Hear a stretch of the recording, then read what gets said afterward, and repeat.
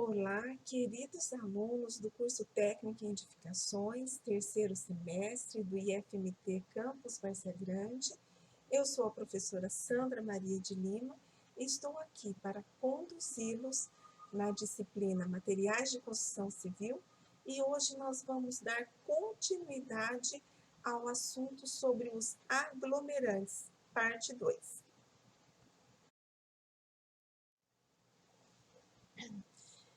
Na parte 1, nós contamos a história, né, como que apareceu o cimento Portland, também relatamos a história desde 10.000 anos antes de Cristo, de quando os primeiros povos utilizavam as argamassas e com isso alguns aglomerantes. Falamos sobre a cal e agora nós vamos falar nesta aula sobre o gesso e o cimento. Então, o gesso é um aglomerante aéreo e a sua definição é de que é um material produzido por calcinação. Calcinação é aquele processo de decomposição térmica. Então, é um material produzido por calcinação do minério natural gipsito, de sulfato de cálcio.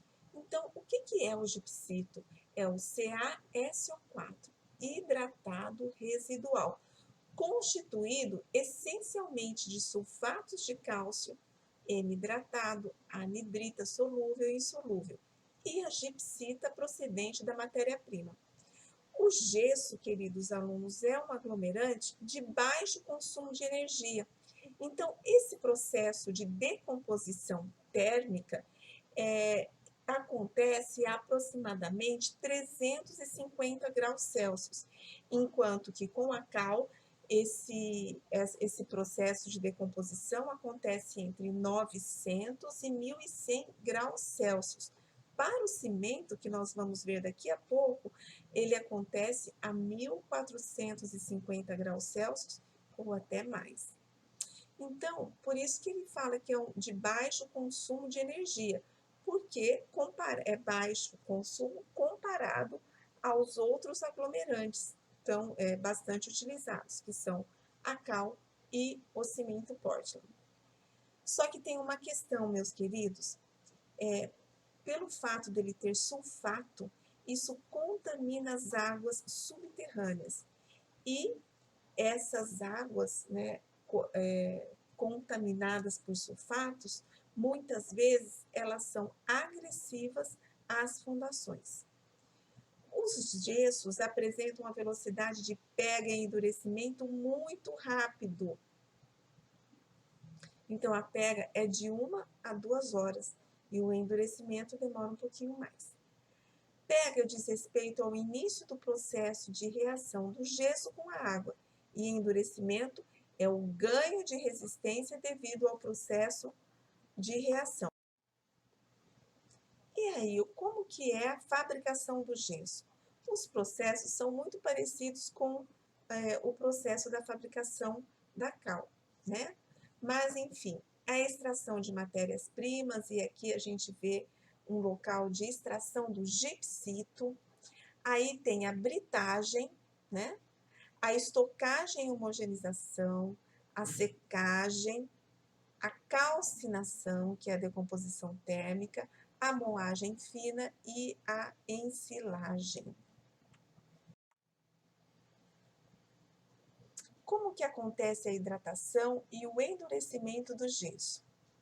O emidrato e a anidrita retomam a água perdida na calcinação, regenerando o sulfato de cálcio desidratado. Então, olha, tem duas moléculas que ficam ligados ao sulfato de cálcio. A pega é em até 2 horas e o endurecimento em até 20 horas. O endurecimento vai acontecer com o processo inverso da hidratação. Aquelas duas moléculas de águas que se uniram ao sulfato de cálcio, elas vão se separar, né? Vão para o ambiente e aí nós teremos somente o sulfato de cálcio. A hidratação do gesso produz um material sólido, contínuo, com porosidade progressivamente menor e resistência maior. À medida que ele ganha resistência e com o passar do tempo, vai diminuindo a sua porosidade e aumentando a sua resistência. Por isso que as superfícies de gesso que a gente vê, elas são muito uniformes e a gente não consegue observar poros nessas superfícies. E como que é a questão de estabilidade dimensional? As placas de gesso têm, né, o material gesso tem um alto coeficiente de dilatação térmica e por isso sempre é necessário que se crie juntas de dilatação. E como que a gente aplica o gesso na construção civil? Né? Bem, nós podemos utilizar o gesso para revestir as paredes, e aí isso a gente chama de pasta de gesso. É um processo bem simples para revestimento, e ele deixa a superfície muito branca e bem lisinha, dispensando a massa corrida, e além disso também tem uma secagem rápida, vocês viram? 2 horas, seca e ganha resistência em até 20 horas, enquanto que se a gente utiliza uma argamassa que tenha cal e a mesma argamassa com cimento, o endurecimento dura até 28 dias. E a secagem também demora mais. Né? A cura, na realidade, o início de pega. Não é secagem, né? A secagem é só para o gesso. A gente não pode falar que o cimento seca, não pode falar, nem que a cal. Bem, a grande desvantagem é porque o gesso é sensível à umidade. Então, por exemplo, essas paredes com pasta de gesso, elas só podem ser aplicadas nos ambientes externos, nos ambientes internos. Externamente, não, porque se vier uma chuva, vai prejudicar o revestimento, né? E como que a gente usa o gesso? A gente polvilha, esparrama o gesso, né, o pozinho do gesso sobre a água e usa-se normalmente para cada quilo de gesso de 600 a 900 mililitros de água.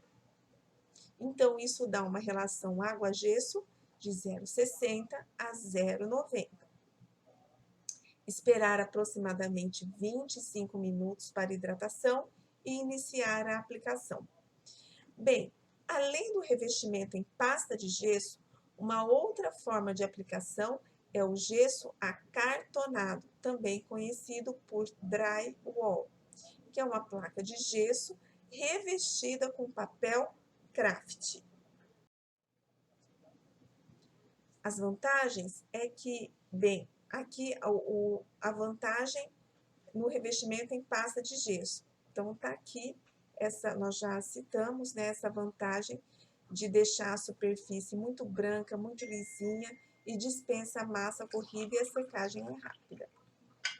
E aqui nós temos a apresentação de uma aplicação de pasta de gesso em parede. O que são os gessos acartonados ou os drywalls?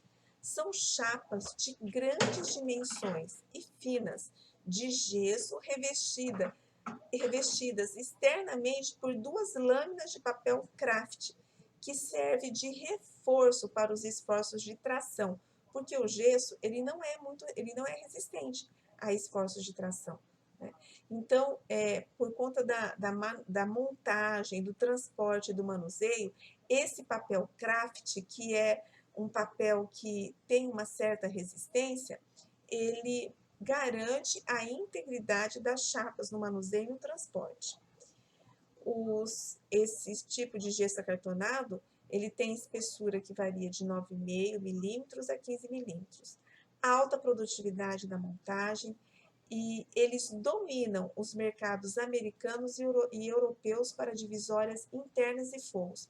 E hoje a gente pode dizer assim, que a maior parte dos estabelecimentos comerciais, por exemplo, em shoppings, em indústrias, escritórios, né, eles não utilizam mais a alvenaria, a maior parte não utiliza a alvenaria para fazer a divisão interna dos ambientes, utilizam o drywall, que tem as suas bordas das placas rebaixadas de forma a esconder os parafusos e permitir a realização do acabamento com uma massa flexível, composta de gesso e polímeros e fita adesiva, produzindo a aparência de um pano contínuo. Então, são várias placas de drywall que compõem um pano, né, de parede de vedação, uma divisória grande, mas as bordas são rebaixadas e com a utilização dessa massa flexível, né, que pode ser mastique elástico e outros, mais a fita adesiva, ela produz essa aparência de um pano contínuo. Hoje em dia já está tudo muito modernizado. Quando começaram as placas de drywalls, elas só podiam ser utilizadas em áreas secas, mas hoje, para ambientes também sujeitos a umidades, há placas com tratamento hidrofugante, ou seja, que dá resistência à ação da água. Também esqueci de dizer que os hotéis, a maioria deles, estão sendo construídos com a utilização de drywall. Então, aqui tem um exemplo, né, de drywall numa área seca, mas também numa área molhada, olha só. Isso aqui é um banheiro, não é? Então, adequadas de acordo com a necessidade, paredes com instalações hidráulicas ou elétricas, com isolamento térmico ou acústico, com ou sem impermeabilização. Então, hoje, o drywall ele pode ser utilizado em várias situações. Bem, meus queridos, encerramos o gesso e agora nós vamos tratar do cimento Portland. O cimento Portland, que é o segundo material mais utilizado do mundo.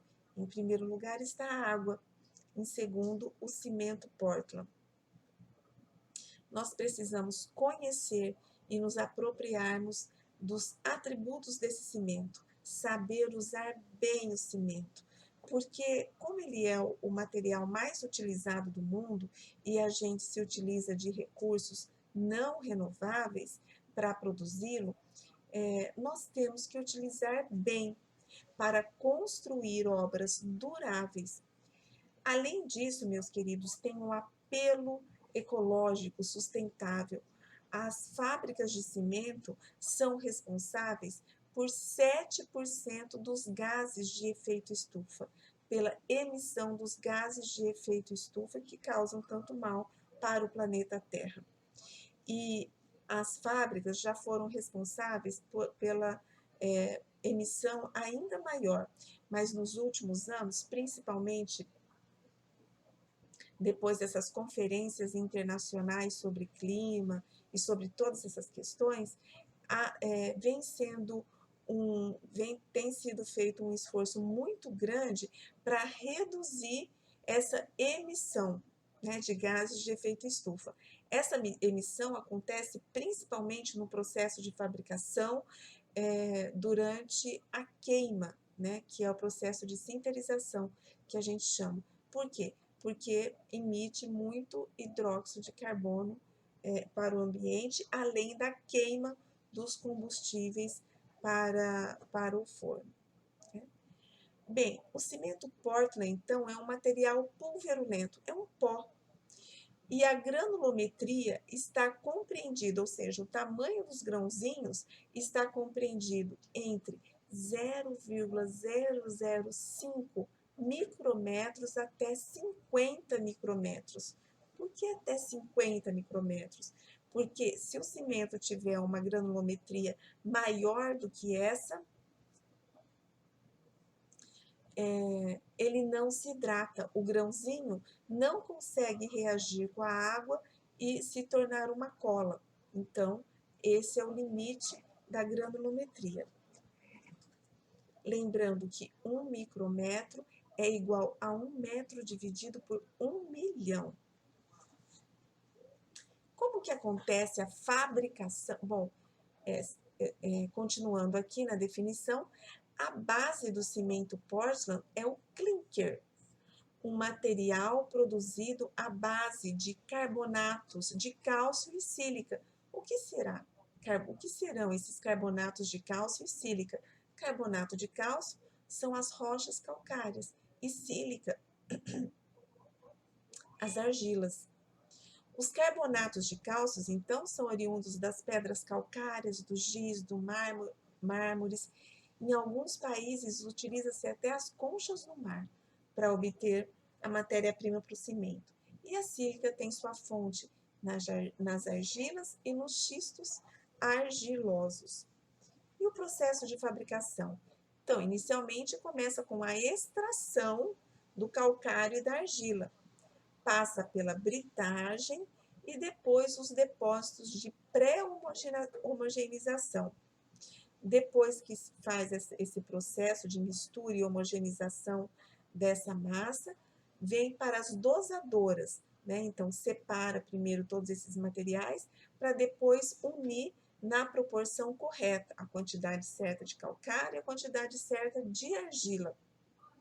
Essa mistura, essa farinha, então, moída, né, num moinho de bolas, então sem decomposição térmica, e novamente o produto aqui que sai desse moinho cru, moinho de bolas, vão para silos de homogeneização. E daí sim, eles vão passar para um forno, onde vai acontecer um processo de sinterização dos materiais e formação do que nós chamamos de clinker. Então, quer dizer que depois que extrai o calcário e a argila, faz a britagem desses materiais, separa para fazer a sua homogeneização em relação à granulometria e tantas outras questões de impurezas que são resolvidas, passa isso para uma dosadora, silos, que vão adicionar a quantidade certa, a porção certa de calcário de argila, vai para um moinho de bolas, tudo junto para misturar, e depois sim de passar por silos, vai para um forno que chega a temperatura de pelo menos 1400 graus Celsius. Lá dentro desse forno, os óxidos que estão presentes na argila e no calcário, eles passam por um processo de sinterização. O que é isso? Eles se tornam um segundo material, é um outro produto, né? Eles se compõem, formam vários silicatos de cálcio, aluminatos de cálcio, ferroaluminato de cálcio, e assim vai ter a base do clinker. Depois que sai do forno, então, passa para os silos de clinker, e aí, meus queridos, esse material é dividido numa outra dosadora. Esse clinker, se a gente adicionasse água no clinker, ele ia endurecer instantaneamente. Então, adiciona-se gesso, porque o gesso reage quimicamente com esses materiais e impede o endurecimento instantâneo do clinker. Então, os nossos cimentos são compostos de gesso, que é bem pouquinho, no máximo 5%, adições de clinker, escória ou pozolanas, que nós já falamos o que vem a ser essa escória ou pozolanas, que são materiais granulares muito fininhos e ricos em dióxido de silício. E o calcário, que é um pozinho que vem para colaborar praticamente para ser um pó que vai preencher os vazios, os poros menores que se formam quando esse material cimentício é utilizado para a fabricação de argamassas ou de concretos. Meus queridos, hoje, quando a gente olha, e aí depois ele vai para um moinho de cimento de novo, para os silos de cimento, e aí sim passa para a distribuição. Quando a gente observa esse infográfico aqui, que foi extraído da Associação Brasileira de Cimento Portland, e lembrando daquela colocação que eu fiz logo no início da apresentação sobre a questão, o apelo ecológico, que a gente tem que tomar cuidado na utilização do cimento, porque as fábricas de cimento são responsáveis por 7% das emissões de gases de efeito estufa, esse maior problema está aqui, olha, no forno, pela queima dos combustíveis e também pela emissão dos gases. Então, queridos, hoje em dia, a grande solução que foi encontrada para amenizar esse dano, né, esse impacto ambiental, é de fazer com que os cimentos tenham cada vez menos clinker e que a gente possa substituir o clinker que tem o poder ligante por adições. Normalmente, essas adições são aquelas que são ricas em dióxido de silício. Então, aqui a gente tem a escória e a pozolana. Mas, olha, existem estudos que já comprovaram, por exemplo, que o bagaço da cana-de-açúcar é rico em dióxido de silício. A cinza da casca de arroz são ricas em dióxido de silício. Então, os cimentos de hoje em dia, eles estão sendo produzidos a partir de uma maior quantidade de adição a cada tempo. Para vocês terem ideia, em 1990, a quantidade de clinker que a gente utilizava era muito maior nos cimentos. E isso fazia com que o Brasil produzisse muito mais, fizesse muito mais emissões de gases do que hoje em dia, né? Essa quantidade, ela foi reduzida em, em quase 20% de 1990 até 2020. E isso foi conseguido pela utilização de adições. Na realidade, chega a 30% a redução desses gases aqui no Brasil. Bem, como que é a química do cimento? Olha, as pedras calcárias, elas fornecem o óxido de cálcio e o CO2. Vocês lembram, isso aqui na realidade é a cal, né, meus queridos? O carbonato de cálcio, né? Que era o CaCO3, que quando passa pelo processo de decomposição térmica, a gente forma o óxido de cálcio e o CO2. As argilas, elas fornecem esses outros óxidos aqui, olha, o dióxido de silício, o aluminato tricálcico, o óxido de ferro e a água, né? Então, é o óxido de alumínio, o óxido de ferro e a água. Bem, quando eles passam pelo forno, esses materiais aqui se misturam todos. O cálcio, praticamente, que tem nas pedras calcárias, ele se combina com todos os elementos, todos os óxidos que tem na argila. E olha só, forma-se esse produto aqui, que na linguagem do cimento a gente representa só assim, ó, C3S. Na realidade, esse 3 aqui é subscrito. Então, esse é o silicato tricálcico, esse daqui é o silicato dicálcico, este daqui é o aluminato tricálcico e este daqui é o ferroaluminato tetracálcico. Então, essa é a química do cimento, o clinker. E aí, esse clinker, o que acontece com ele? Bem, além desse clinker, eu tenho que adicionar o gesso, que é o sulfato de cálcio, mais pozolanas, que são mais óxidos de silício, e ainda o carbonato de cálcio, que é o filler calcário. Tudo isso junto, clinker mais essas adições, a gente forma o cimento Portland. Só que existem vários tipos de cimento Portland. Cimento Portland tipo 1, cimento Portland 2, 3. E aí, além desses números, 1, 2, 3, 4 e 5, existe o cimento com os tipos de adições. Então, em função do tipo de adição que eu uso, da quantidade de clinker que eu coloco, eu vou definir os tipos de cimento que estão disponíveis no mercado.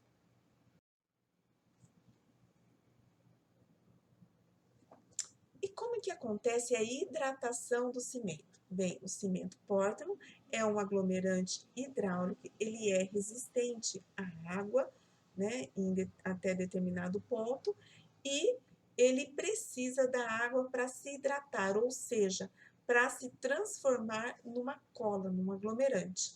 Então, quando eu hidrato o cimento, ou seja, quando eu uno a água ao cimento, eu formo basicamente dois produtos de hidratação. Eu formo o hidróxido de cálcio, que nós já conhecemos. Esse hidróxido de cálcio é o que se forma quando a gente junta a água, com a cal também. Vocês se lembram? A cal hidratada. O hidróxido de cálcio é o que dá o poder ligante para a cal, para as argamassas que se utilizam de cal. E para o concreto e para o cimento Portland, ele também dá. Mas a gente pode dizer que o hidróxido de cálcio é a parte frágil do cimento. Por quê? Porque ela é solúvel em água. Ele é solúvel em água. Apesar dele ter uma propriedade ligante, aglutinante, aglomerante, ele não resiste à ação da água. Então, o que resiste, o que faz o cimento Portland ser um produto, né, um material resistente à ação da água, é o silicato de cálcio hidratado, que a gente representa desta forma aqui, C, S e H, sendo que o CA, que este C representa o CaOH, o S é o SiO2 e o H é o H2O da água. Então, gente, o silicato de cálcio hidratado é o que dá o poder ligante. Eu costumo dizer, numa comparação, não que eles não são, mas eu costumo dizer assim, que o hidróxido de cálcio, ele tem o poder da cola tenaz. E o silicato de cálcio, ele tem o poder do super bonder. Então, é isso que acontece quando a gente hidrata o cimento. Os produtos de hidratação do cimento, então, são esses dois aqui, como eu falei para vocês. Esse hidróxido de cálcio, a gente também pode representar simplificadamente por CH. Então, queridos, esse nosso cimento Portland, ele é conhecido como cimento de silicatos de cálcio. Por quê? Porque são os silicatos de cálcio que dão realmente a durabilidade e o poder aglomerante do cimento Portland. E aí a gente vai ter os vários tipos de classificação desses cimentos em função da composição dos óxidos. Então, gente, olha só, esse cimento Portland comum, CP1 e CP1S, ele é um cimento que tem muito pouca adição, ele tem muito clinker. E ele não é utilizado em obras correntes. Por quê? Porque ele é muito caríssimo e é muito caro e ambientalmente não é correto utilizá-lo. Então, o uso comum, e ainda assim, ele não oferece nenhuma vantagem, né? Ele tem uma grande quantidade de clinker e por isso tem grande impacto ambiental. Ele praticamente está em desuso nas obras civis. Esse cimento CP2F, ele é muito utilizado, muito mesmo. O F vem da letra de filler calcário. Então, vocês lembram daquelas adições? Ele é utilizado, aqui só se usa o filler calcário. Ele é utilizado em uso geral, ele tem elevado calor de hidratação, porque ainda tem bastante clinker, e ele não favorece a durabilidade. Já o CP2E, sim, esse E é de escória de alto forno. A escória de alto forno, queridos, ela contém o dióxido de silício.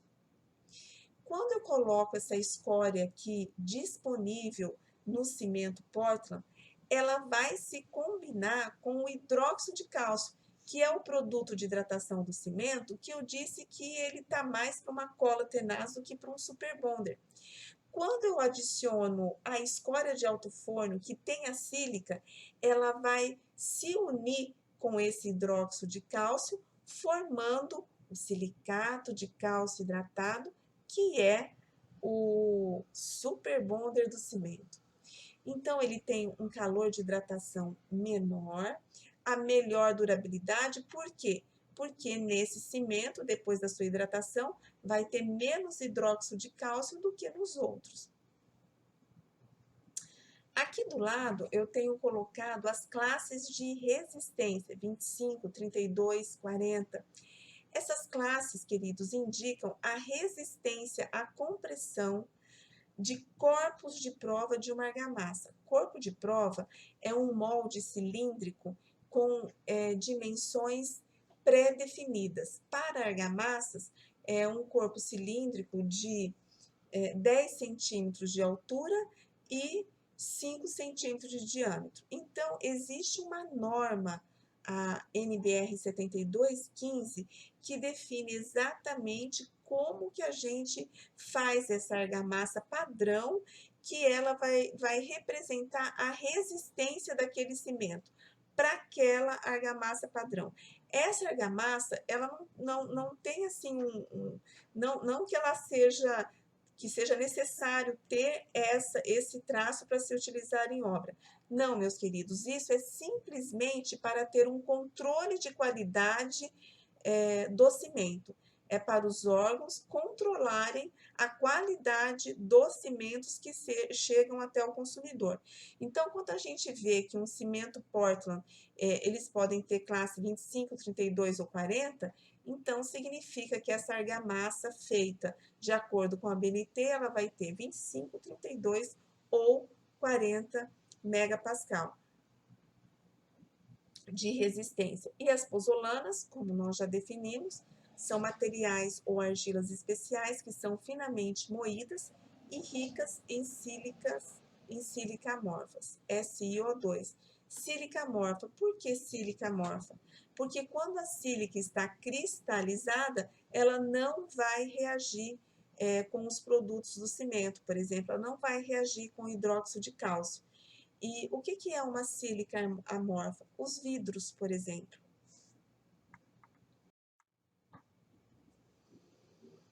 Outros tipos de cimento, CP2Z, Z vem de pozolana, então ele também vai ter a mesma característica do CP2E, baixo calor de hidratação, melhor durabilidade, menores resistências nas primeiras idades.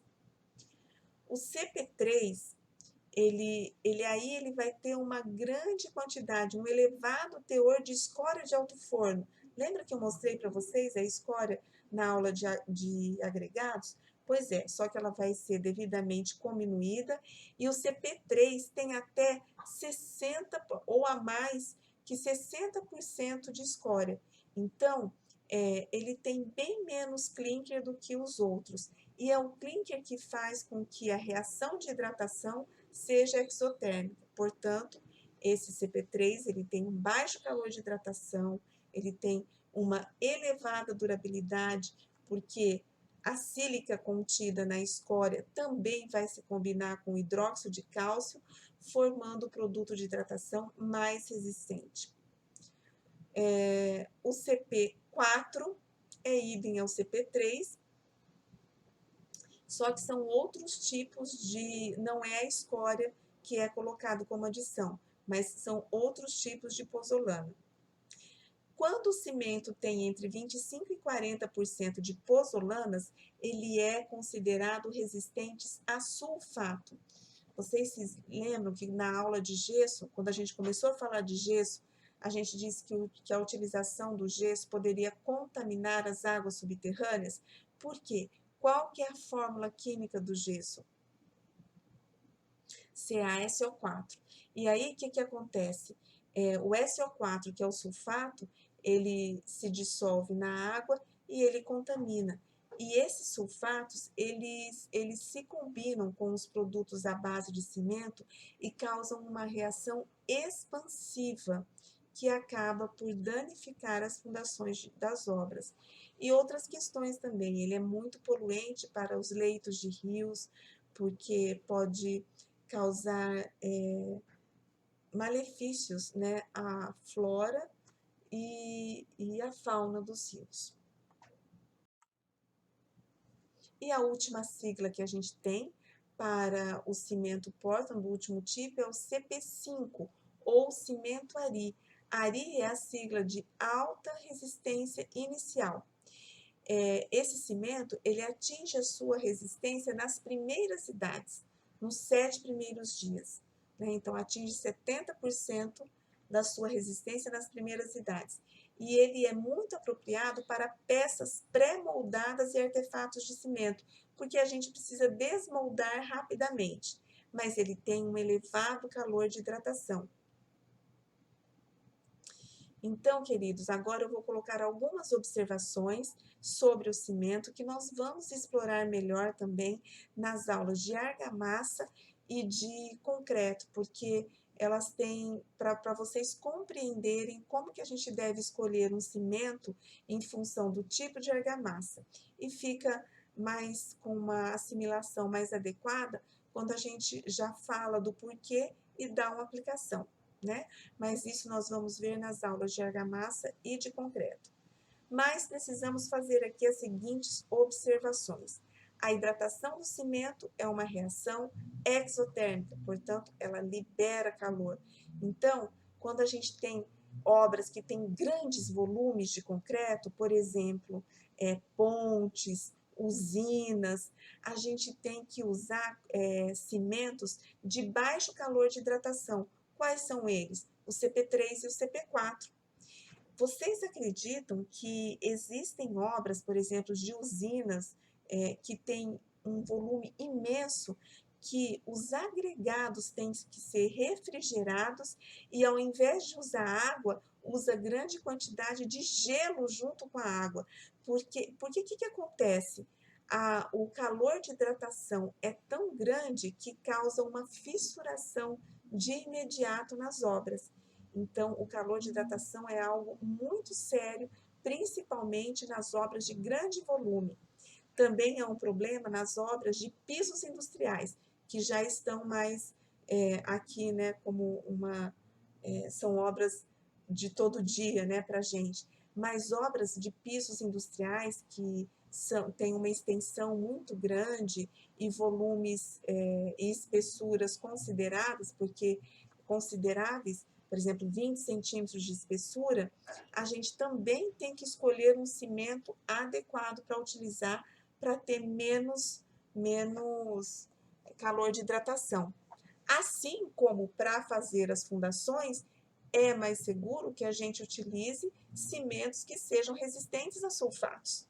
Agora, para eu utilizar em revestimento de paredes, tanto interna como externas, tudo bem utilizar o CP2F, que não tem nenhum desses atributos, porque não vai gerar nenhum tipo de patologia. Os cimentos pozzolânicos ganham, grande parte dos cimentos, dos materiais à base de cimento, atingem 100% da sua resistência aos 28 dias. Porém, os cimentos pozzolânicos, aqueles que têm maior quantidade de adição, eles ganham grande parte da sua resistência até os 28 dias, mas há um ganho considerável de resistência até os seus 90 dias. Podemos dizer de 20 a 30% a mais do que aos 28 dias.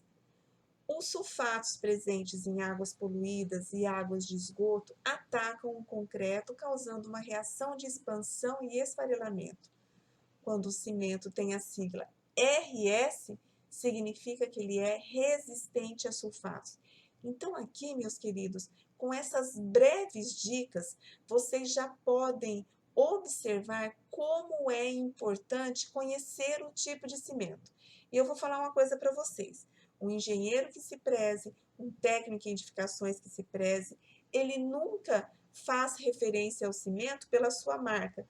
Ah, é o cimento Votoran, é o cimento Itaú, é o cimento Lafarge. Não, gente, a gente tem que fazer a referência pela sua sigla. Então, é um cimento CP1, é um cimento CP2F, um cimento CP2E, um cimento CP2E, um CP3, um CP4. Perceba se ele tem RS ou não, se ele é resistente a sulfato ou não. Então, a partir de hoje, nós temos condições, enquanto técnicos de edificações, propagar essa maneira correta de se referenciar os cimentos e ficar atento ao tipo de obra em que nós vamos aplicar esse cimento. Existem alguns cimentos especiais, além de todos esses outros que eu falei para vocês. Existem cimentos expansivos que são utilizados, por exemplo, meus queridos, para fazer estacas raiz para contenção de aterro, que é interessante injetar natas de cimento e que ela se expanda para que ela penetre no solo. Então, esses cimentos expansivos são... como que eles se expandem? Porque eles têm óxido de cálcio. E o óxido de cálcio, quando se hidrata, ele se expande. E aí tem esses cimentos expansivos.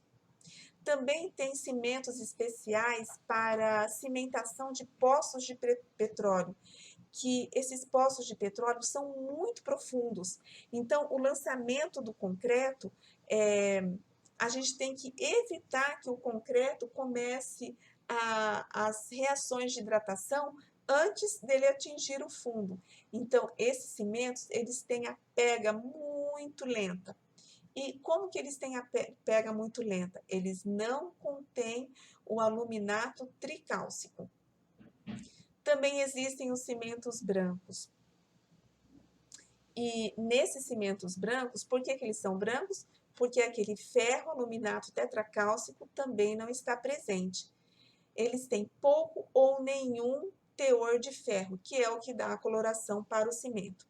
Ele tem elevado teor de aluminato tricálcico. Inclusive, esse cidadãozinho aqui, o aluminato tricálcico, ele eleva o calor de hidratação e ele baixa a resistência à durabilidade, porque ele não aguenta ataques químicos.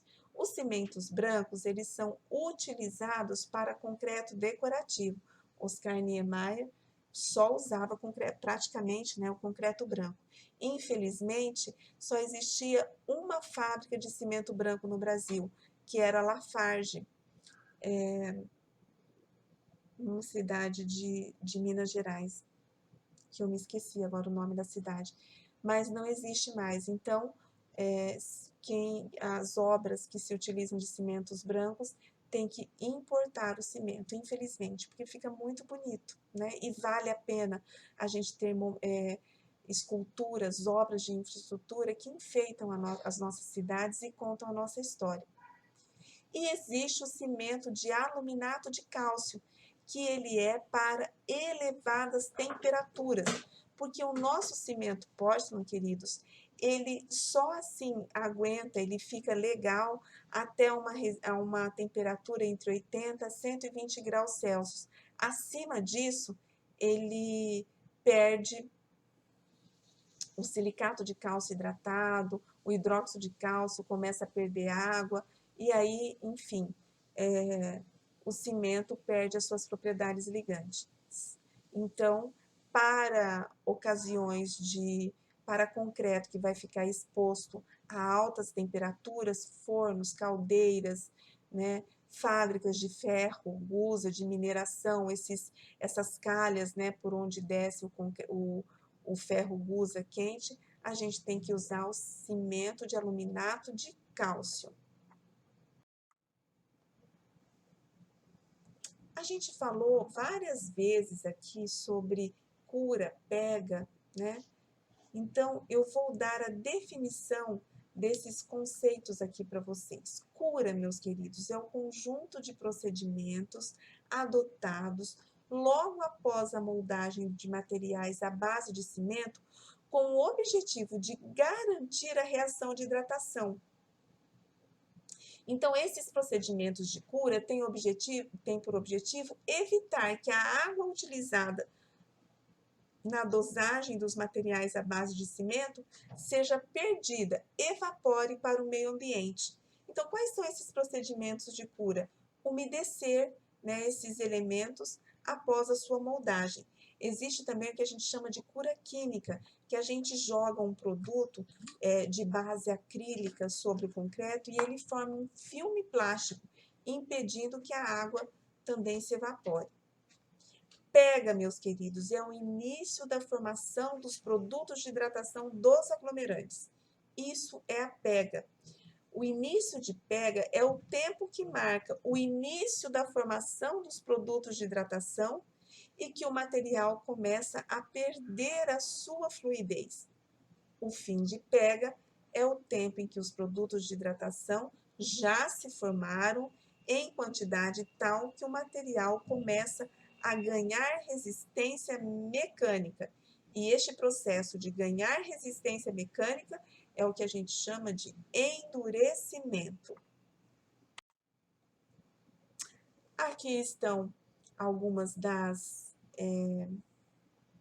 referências bibliográficas, que fica aí como dica para vocês também explorarem, caso tenham interesse.